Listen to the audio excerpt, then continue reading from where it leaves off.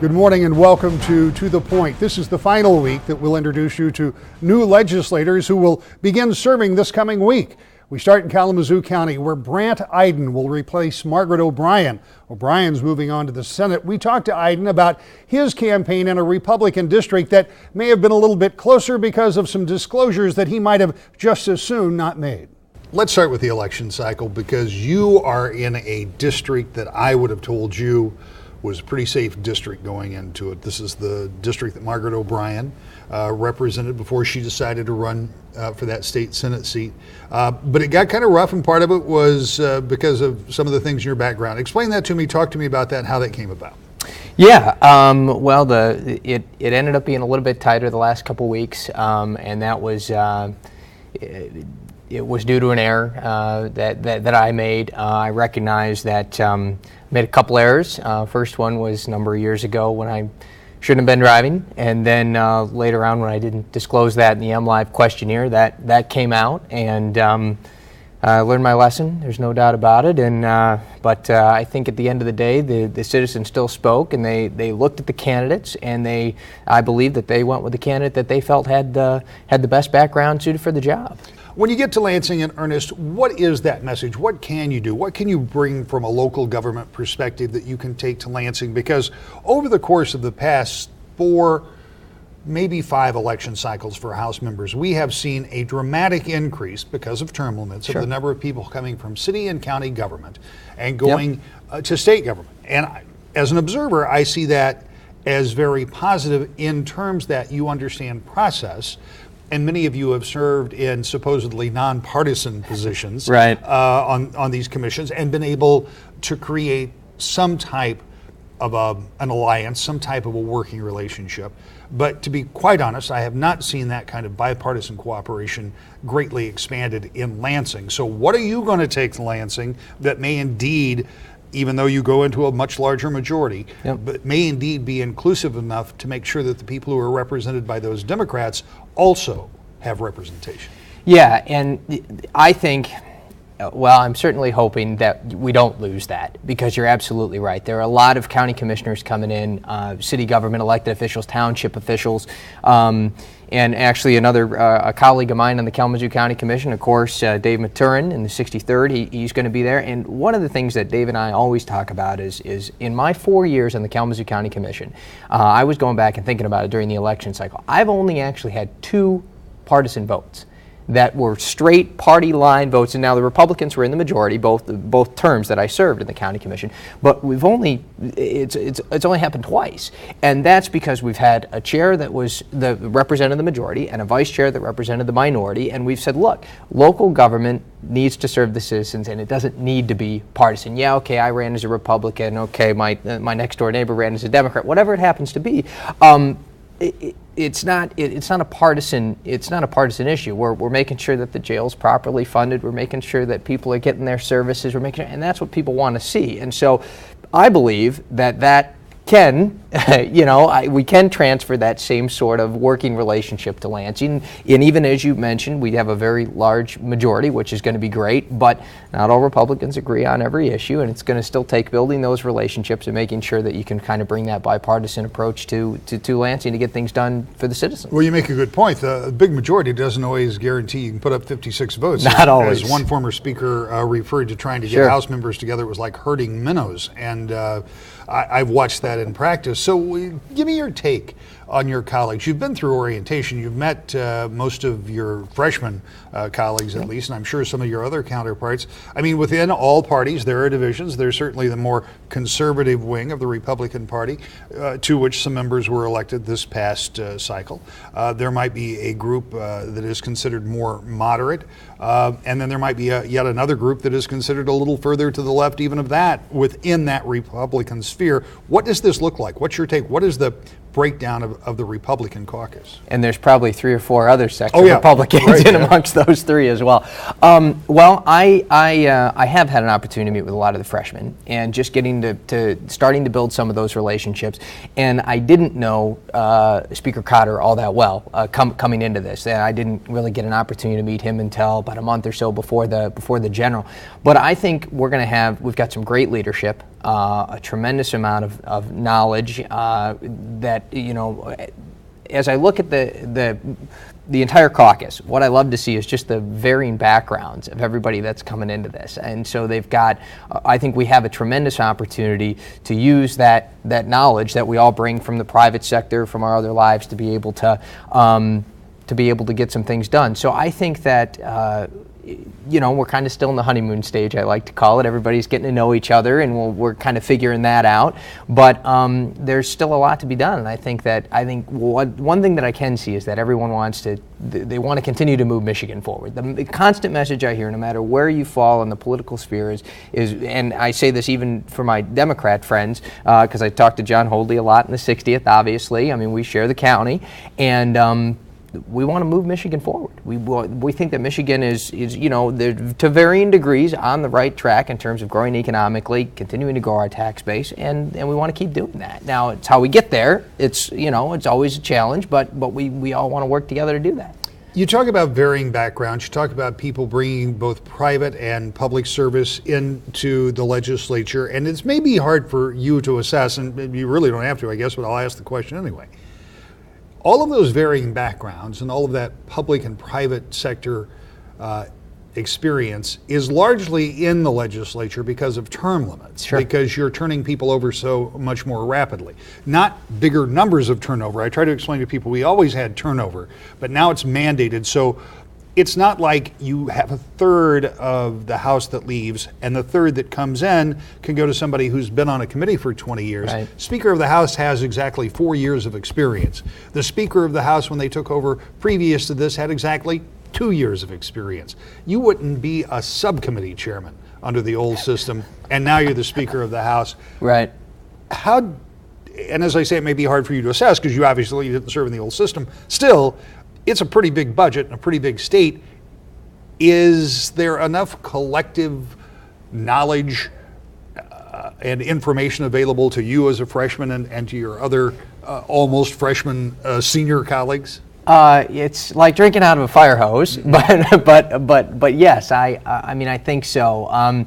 I will say we have gone through orientation, and the folks there have done an excellent job of making sure, and the senior members, if you will, that have been there for 4 years have done a great job of making sure that there's the right mentoring for us. They're connecting us with another member that's served some time at least, and I still believe, and I'm maybe going a different direction from your question a little bit, but I still like and as I talk to people, I still like the concept of term limits, because there's so many people that I've spoke to after the election that said, boy, what a tremendous opportunity that you had that wouldn't be there under the old system, because incumbents just get elected, and that's just the way the numbers are a majority of the time.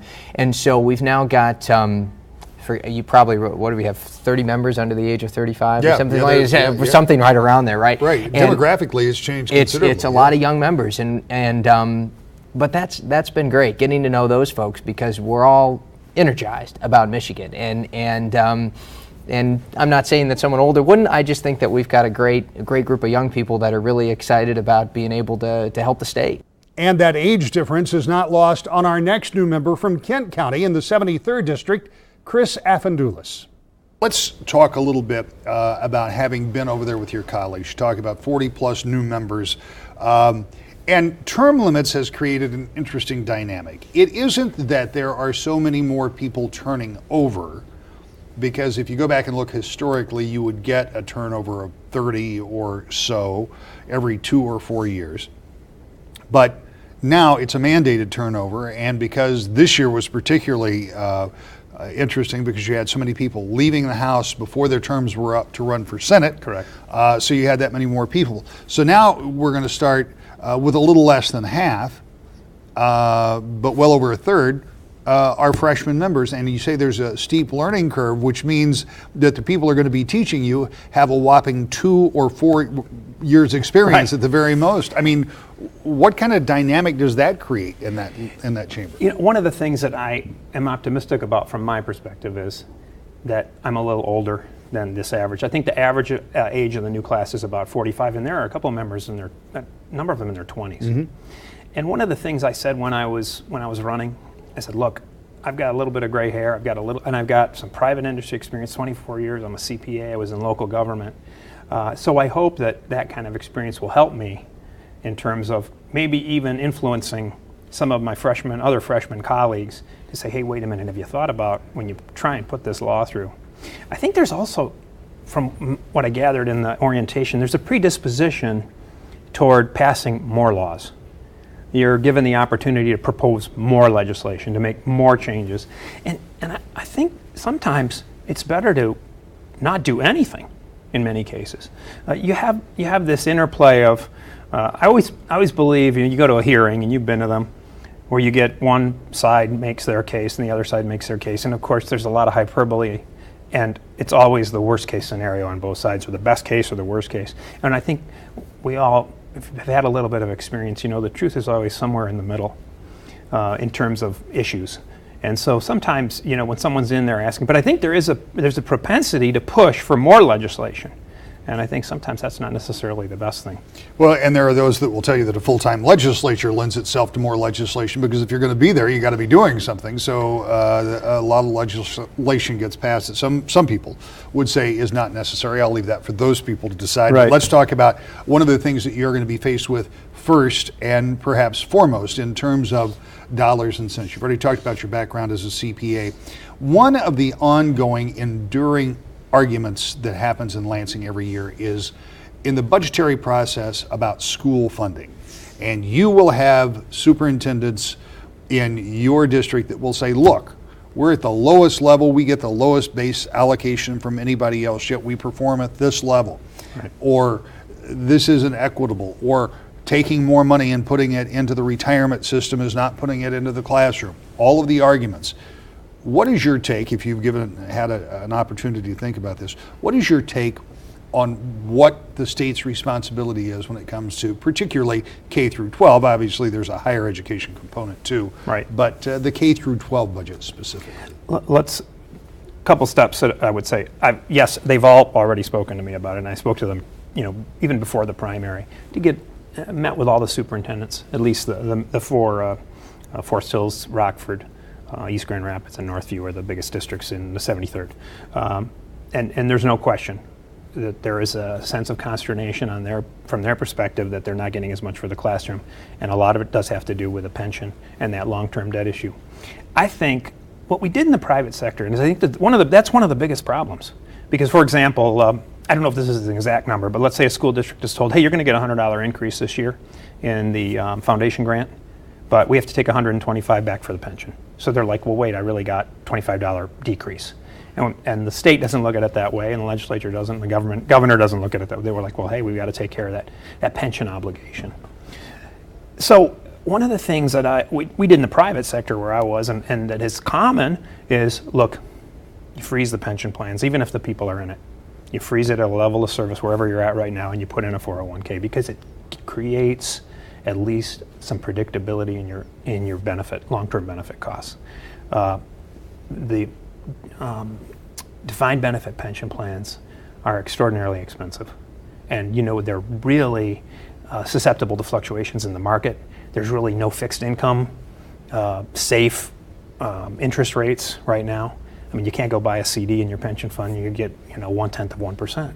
So it makes it tougher to create the returns you need to bolster that. So I think I know the pensions have been reformed to a degree, but I think there's more work that potentially could be done there, and I think that would help. The other thing that I'd like to look at is, everyone talks about passing legislation. I'd like to look at repealing some legislation, if we could, that require an overburdensome level of reporting or back office operations for the schools. I think I've talked to all the superintendents. You look at the reporting they have to do to the DOE every year, and it's like, one of the superintendents showed me a box of, like a paper box, and said, this is just some of the reporting we do. And I was in business long enough to know, you're sending these reports out every month, and then finally you say, hey, what are you doing with that report? I say, I just take this one number off of it, and then I throw it away. Well, what if I just gave you that one number? Is that happening at the DOE? Do we really know? So I've asked the superintendents for some ideas on what would you like to see repealed or adjusted, so that we could take money out of the back office and put it back in the classroom. I think it's a sensible way to maybe approach it. So I think you're going to have the tug and the pull between the districts and the legislature. But you go back, Rick, one of the things we've got to always remember is the state Department of Education is accountable to the State Board of Education and the superintendent. Constitutionally, it's a separate entity. It's carved out away from the executive branch. I know so the governor and the legislature, other than the power of the purse, don't have a lot of leverage over the State Board of Education. And that's the way it's set up, like on a local level too. So, and I don't think if people want that to be different, then you have to amend the Constitution. And as you know, 2 years ago, the people of Michigan showed absolutely zero appetite for having a constitutional convention. So that's part of it. We will introduce you to our final new member when we come back to the point. Welcome back to The Point. This week, the new legislature will get down to business. We'll find out exactly how they will all come together with all of these new members. One of them is Eric Leutheuser. He's from the 58th District. That's in Hillsdale and Branch County, down along the Indiana border. We talked with him before the lame duck session. And during our conversation, you'll hear him talk a little bit about the prospect of a sales tax or a gas tax, which we now know will be on the ballot in May. But this conversation gives you some idea how it impacts people in other parts of the state. This morning, here's the new representative. Congratulations on your victory. Now that you've been elected, you've been through orientation, you've met some of the folks that you're going to be serving with for the next couple of years. Tell me what your impression is of what it is you're about to take on, because as a business guy, business background, now you're going into a room with 109 other folks who have very different ideas perhaps from some of yours, and it's going to be a consensus building. It will be. What makes it a little bit easier, I think, Rick, is that we're all in this arena because we're interested in people, and we like people, or else we wouldn't be doing this. And so we'll find ways to get together. We'll find common interest in people of good faith. It's a little bit of a cliche, but I think it's really true that there's a lot of goodwill on both sides of the aisle. We find those areas where people have mutual interests, and it's not a partisan thing to find solutions that make sense for everybody.